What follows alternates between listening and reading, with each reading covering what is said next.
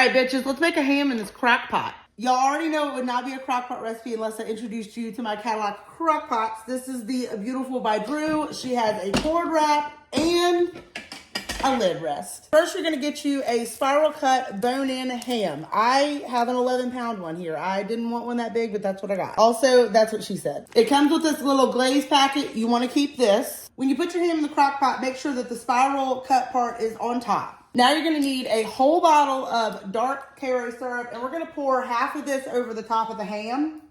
And then get you a spoon. I'm just using a dinner spoon, and you're just going to separate these slices and get some of that syrup down in between the slices. Now get you 3/4 of a cup of light or dark brown sugar. I'm using light, and it doesn't have to be packed. Put that in a bowl. And then add the seasoning pack that came with your ham. Now, if you don't get one of these with your ham, then we're just gonna do the brown sugar, and you're gonna skip this step. Once you get all that mixed together, you're gonna take a spoon, and one slice at a time, you're going to spread this down in between the slices of your ham. This part is a little tedious, but definitely take the time to do it. It makes it absolutely amazing. Now take the rest of the Karo syrup and pour it over the top. It doesn't matter how it goes on, just get it on there.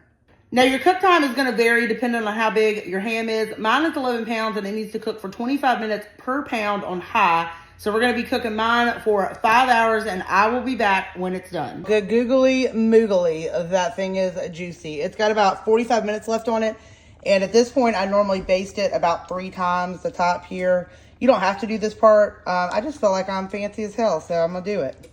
All right, y'all, here it is all done. I'm about to get it out and cut it up, and then I'll show y'all what else I'm serving it with.